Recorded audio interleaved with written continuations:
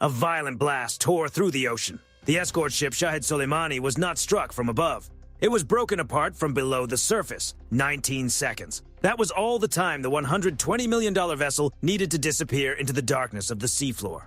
No radar warning, no visible attacker, no signal of what was coming. Only twisting steel and the eerie silence that returned over the waves. The Virginia-class submarine behind the strike was just 2 miles away, hidden and precise. This was not a warning. It was a total takedown. Within the next 12 minutes, the IRGC Navy would effectively be wiped off the board. 40 miles to the east, the IRNS Shahid Bagheri, Iran's first naval drone carrier, was preparing to launch a swarm. Its deck was packed with more than 50 Shahid 136 drones, their small engines buzzing with a sharp mechanical whine. Iranian commanders believed they held the advantage. They saw their converted merchant ship, now turned into a floating stronghold, as a tool that could pressure the Strait of Hormuz. Far above them, a KH-11 reconnaissance satellite locked onto the heat signature of the Bagheri's engines. In less than a second, that information was processed and passed to an E-2D Hawkeye orbiting 200 miles away. The operator did not need to say a word. One tap on a glass display was enough, and the entire strike network came alive. At 2:18, two F-35C Lightning IIs launched from the USS Abraham Lincoln released 4 AGM-158C LRASMs. These were not ordinary missiles. They were $3 million stealth weapons built for one purpose: to find and finish high-value targets. The LRASMs dropped to just 15 feet above the water, skimming through sea spray to remain below radar coverage. They did not fly straight. Using onboard AI, they coordinated with one another, arriving like a pack closing in on its target. The first missile tore through the Bagheri's hangar door at 650 miles per hour. The force alone turned the ship's interior into a storm of wreckage. A split second later, the second and third missiles followed through the same opening. Then the vessel turned into a firestorm. 30,000 gallons of drone fuel and 2 tons of stored explosives ignited at once. The thermal bloom was so intense that weather satellites near the equator picked it up over the Indian Ocean. The ship did not simply sink, it came apart. The drones on deck, intended to project fear, became burning debris scattered across the sea. In just 4 minutes, Iran's ambition for naval drone dominance was gone. Iran then tried to answer from the mainland. Along the dry, rugged coast near Jask, 6 mobile ballistic missile launchers emerged from hardened limestone tunnels. Their crews moved quickly, preparing for 110 missiles for launch against the American carrier strike group. They were trained to fire and disappear in under 5 minutes, but they were 5 minutes too late. The moment the tunnel doors opened, the U.S. network detected the terrain shift. This is where the network stopped observing and started hunting. GPS coordinates were immediately sent to a HIMARS battery, positioned on a small, unremarkable island, 300 miles away. The U.S. Army did not respond with standard rockets. It used the Precision Strike Missile, or PRSM. Unlike traditional rockets that arc high across the sky, the PRSM comes down at more than 3,850 miles per hour, around Mach 5. At that speed, the air around the missile turns into a white-hot layer of ionized gas. It moves so quickly that Iranian S-300 air defense systems never had time to react. Their radar software, built for older types of threats, simply could not process something traveling a mile every second.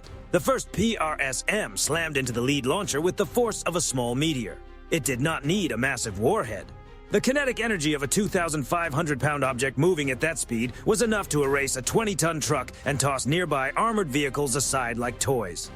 Secondary blasts from the Iranian missiles fed the fire, turning the launch area into a cratered wasteland. 6 launchers appeared. 6 minutes later, all 6 were reduced to scorched ground. No American pilots were exposed. No special operators were on the scene. Just a strike arriving from the edge of the battlespace with near-perfect precision. Panic began to spread through the IRGC Regional Command. Their top assets were being removed one by one, faster than they could react. In a last effort, they launched a saturation wave of 2,000 low-cost drones and 300 cruise missiles. It was a $60 million flood of one-way attack systems designed to overwhelm Aegis destroyers through sheer numbers. Iran expected a direct exchange. Instead, they ran into a wall of electronic disruption. An EA-18G Growler flying at 30,000 feet activated its jamming pods. This was far more than static. It was a focused electronic attack. The Growler identified the exact frequencies used by the Iranian drones for GPS guidance and command links, then flooded them with false signals. On Iranian control screens, the drones began flying in wild patterns. Some turned back toward the Iranian coast, others lost function entirely and dropped into the sea like dead weight. This is what electronic dominance looks like. You cannot hit what you can no longer track, and you cannot win if your own systems lose their sense of direction. For the drones that managed to push through the jamming, the USS Laboon was waiting. The ship did not waste $2 million missiles on $8,000 drones. That math made no sense. Instead, it relied on the Mark 110 57mm gun and the CRAM system. The Mark 110 can fire 220 rounds per minute. Each round is a programmable smart shell that bursts into a cloud of tungsten pellets directly in the path of incoming targets. Think of it as a giant high-tech shotgun built for the modern battlefield. Inside the Combat Information Center aboard the Laboon, the mood was calm and clinical. The tactical action officer watched as the Aegis system automatically sorted and engaged targets. 14 drones down, 22 down, 50 down.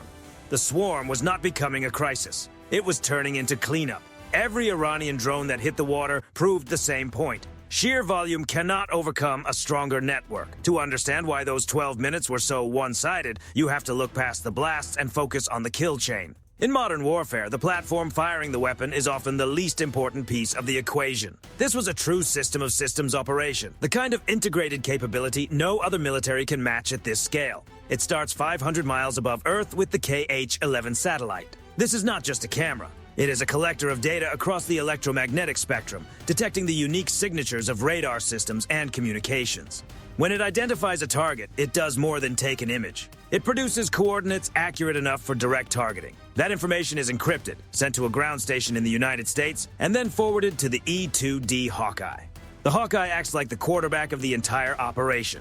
It merges the satellite's wide area view with its own radar picture and the sonar feed from the Virginia-class submarine. The result is a single tactical picture shared across the battlefield. Through cooperative engagement capability, every ship and aircraft sees the same battlefield at the same time. That is why the F-35s could remain 100 miles away with their own radars switched off.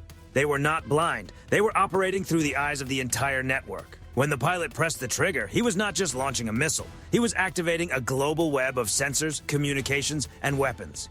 That level of integration is what makes U.S. military power so difficult to challenge. It clears the fog of war for one side while turning the other side's battlefield into darkness. While Iranian commanders were still trying to understand where the first strike came from, the network had already calculated the next 10. At its harshest level, war is also about return on investment. Iran spent 20 years and billions of dollars building an asymmetric naval force meant to wear down the West through countless small attacks. In 12 minutes of integrated warfare, that entire long-term investment was swept away. The U.S. Navy did not lose a single sailor. It did not lose a single aircraft. Roughly $30 million in munitions removed around $600 million in Iranian military assets. But the real cost cannot be measured only in dollars. This operation, called Epic Fury, carried deeper meaning. It was the calculated response to the loss of 4 American service members in a drone strike weeks earlier. Their names were Captain Cody Cork, 35, Sergeant First Class Nicole A. Moore, 39, Sergeant First Class Noah Tachez, 42, and Sergeant Declan Cody, just 20 years old. Declan had not yet reached his 21st birthday. He was a young man from Des Moines with a future ahead of him, and it was cut short by a low-cost drone built in a factory in Isfahan. What the world witnessed in those 12 minutes was not just a military response. It was a message to those who ordered that strike. The United States is no longer interested in measured exchanges or symbolic retaliation. The age of proportional response is over. This was overwhelming force delivered with speed and precision. The technology involved, the Mark 48 torpedoes, the LRASMs, the PRSMs, are more than battlefield tools. They are instruments of policy. They show that in modern combat, the speed of information is the most valuable asset of all. Iran believed cheap technology could pressure a superpower. What it overlooked is that the superpower still sets the pace of technological warfare. As the smoke cleared over the northern Indian Ocean, the strategic map of the Middle East had changed. The IRGC Navy, once a symbol of regime pride, was reduced to something far smaller in both capability and reach. Its drone carrier was burned out. Its most advanced corvette was gone. Its land-based launchers had been turned into scrap. The checkmate was complete. Global trade through the Strait of Hormuz continued because the world was reminded what happens when a highly trained force stops reacting and starts controlling the battlefield. Oil prices did not spike. They settled. Why? Because markets understood that the U.S. Navy was not only protecting ships, it was protecting the framework of international order itself. For analysts in Washington and sailors in the Indian Ocean, this was not only about winning a clash. It was about proving that the kill chain works from end to end. A satellite launched in California could feed data to a submarine built in Virginia, helping a pilot from Texas strike a target in Iran with almost no margin for error. That is the reality Iran now faces. Every time it fires, it reveals itself. Every time it moves, it can be tracked. In modern warfare, the winner is not the one with the loudest message. It is the one with the fastest and cleanest data.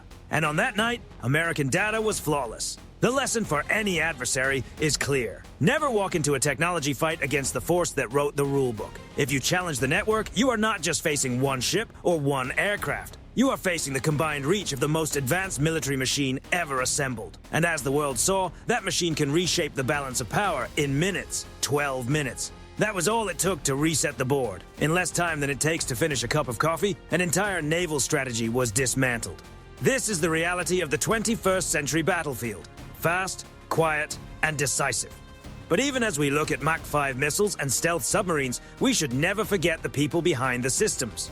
The sailors in the CIC, the pilots in the cockpit, the technicians managing the satellite network. They are the real strength behind the machine. Technology is the tool. Training and discipline are the weapon. What part of this 12-minute operation stands out most to you? Was it the undersea torpedo strike or the speed of the PRSMs diving in from above? Share your thoughts in the comments. We read your analysis and want to know how you see the future of global conflict.